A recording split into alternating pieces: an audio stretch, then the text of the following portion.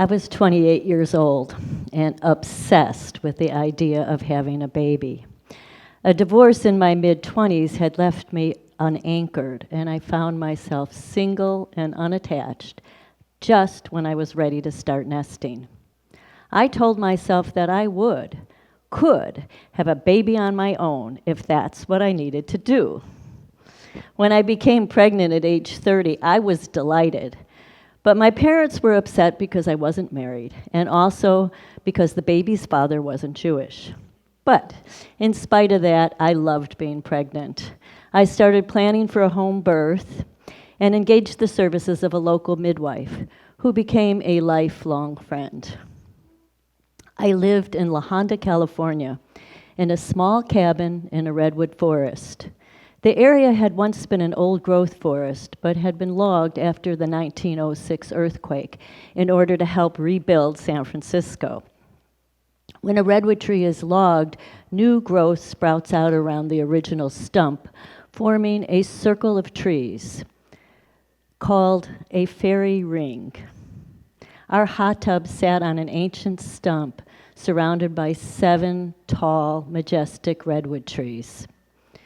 The birth took place in the hot tub, inside the fairy ring. The baby's father, my best friend, and a rabbi friend were all present at the birth. The rabbi friend was a fluke. He just happened to show up the day I went into labor. The labor started at dusk.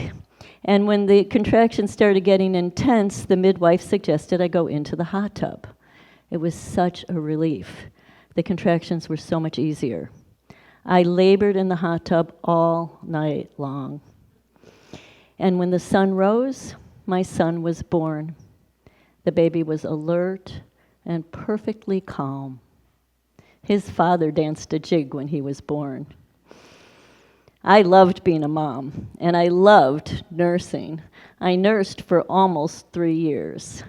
And it turned out that the baby's father was a loving and devoted father. I felt very fortunate. These were happy years for us.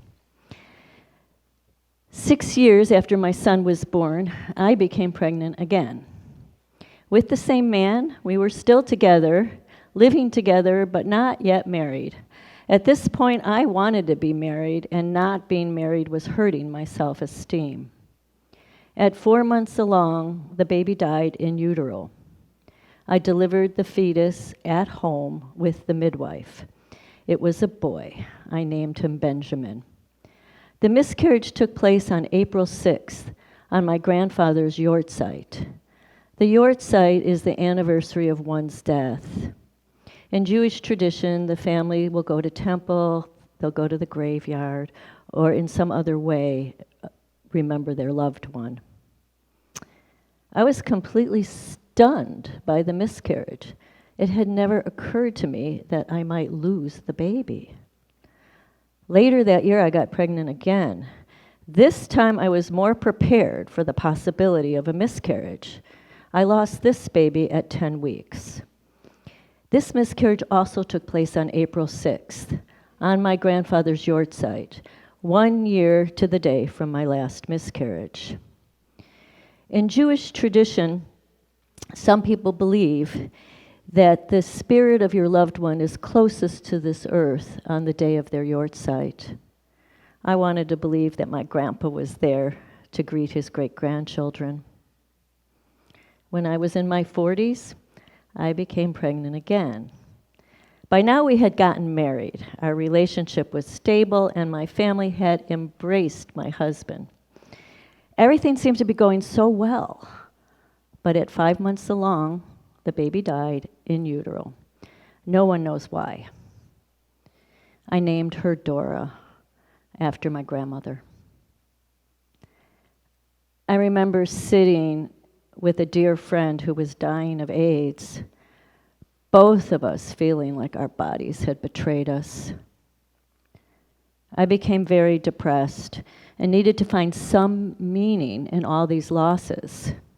I wanted to do something that I would not have done if the babies had been born, something for a child.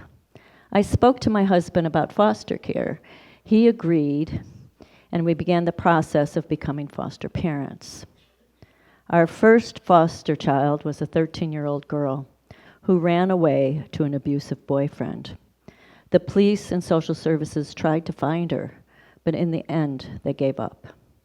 At this point, I wanted to give up too, but I couldn't. I just couldn't let the story end there.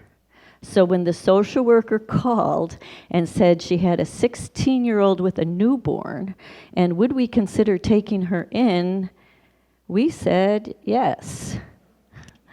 The first time I saw Claudia, I couldn't believe how young she looked. She was standing in the corner in the shadows with this beautiful, tiny baby boy lying on the bed. All I wanted to do was put my arms around them and hold them close. It was quite a ride. More than once I asked myself, why did I make the decision to make my life so complicated and difficult? My son was a freshman in college. We could have been empty nesters. But now, 15 years later, I couldn't imagine it any other way. My relationship with my daughter has grown into a loving and supportive relationship. I had thought about adoption, but was hesitant because I didn't want to negate her biological parents.